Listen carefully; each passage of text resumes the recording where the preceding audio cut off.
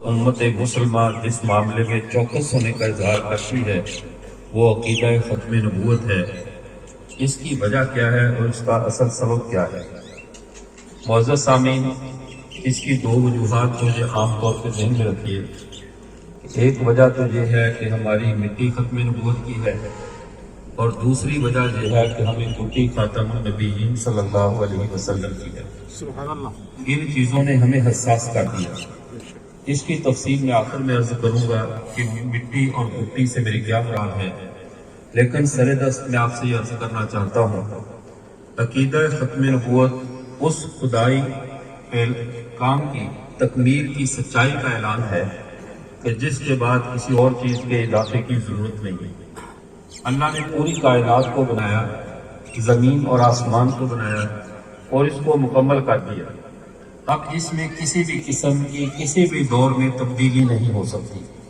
اللہ نے زمین کو بچھا دیا، تمام نسل انسانی اس زمین سے سبزیاں اگائے، پھل اگائے یا عمارتیں اگائے، سڑکیں بنائے، جو بھی کرے، لیکن فرش یہی رہے گا۔ اب یہ فرش تبدیل نہیں ہوگا حتیٰ کہ قیامت کو اللہ تعالیٰ خود اس زمین کی صف لپیٹ کے رکھ دے، یہ الگ بات ہے۔ لیکن اب انسان اگر یہ چاہے کہ میں اس زمین کی جگہ پہ کوئی اور چیز لے آؤں تو اب یہ انسان کے بس کا روگ نہیں ہے، یہ نہیں ہوگا۔ اللہ نے روشنی کے لیے سورج کو پیدا فرمایا۔ اب تم اندھیرا ہو تو لائٹنگ جتنی مرضی کر لو، لیکن دن کا اجالا اگر کسی کو نصیب ہوگا تو سورج کی روشنی سے ہی ہوگا۔ اور اب اس سورج کو اس سے آپ نے کیسے فائدہ اٹھانا ہے یہ آپ کی مرضی ہے۔ آپ اس میں غور و فکر کریں، اس میں سولر لائٹوں کے ذریعے جیسے بھی آپ اس کے فائدہ اٹھائیں، فصلیں پکائیں، اس سے جو مرضی کریں، لیکن سورج یہی رہے گا۔ اب یہ سورج تبدیل نہیں ہوگا۔ اللہ تعالیٰ نے آنکھیں دیکھنے کے لیے دی ہیں، اب اس میں آپ نے کیا دیکھنا ہے یہ تو آپ کو اختیار ہے۔ حلال دیکھیں یا حرام دیکھیں، اچھا دیکھیں یا برا دیکھیں، لیکن آپ آنکھوں کی بجائے کانوں سے دیکھنے کا کام لینا چاہیں یا ہاتھوں سے دیکھنے کا کام لینا چاہے، اب یہ کام نہیں ہوگا۔ اللہ کی تخلیق مکمل ہو چکی، تکمیل کے بعد اس میں تبدیلی نہیں ہو سکتی۔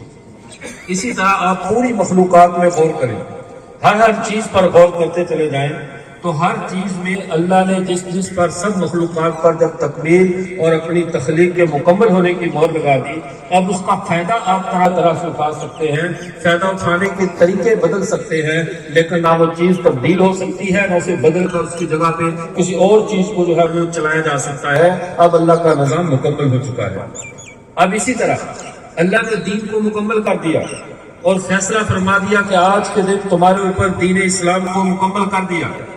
اب صبح قیامت تو کیا قیامت بھی آئے گی جو اسی دین کے دور میں آئے گی، اس کے علاوہ نہ کوئی نیا دین آئے گا، نہ کوئی نیا نبی آئے گا، نہ کوئی اللہ کی طرف سے نئی شریعت آئے گی۔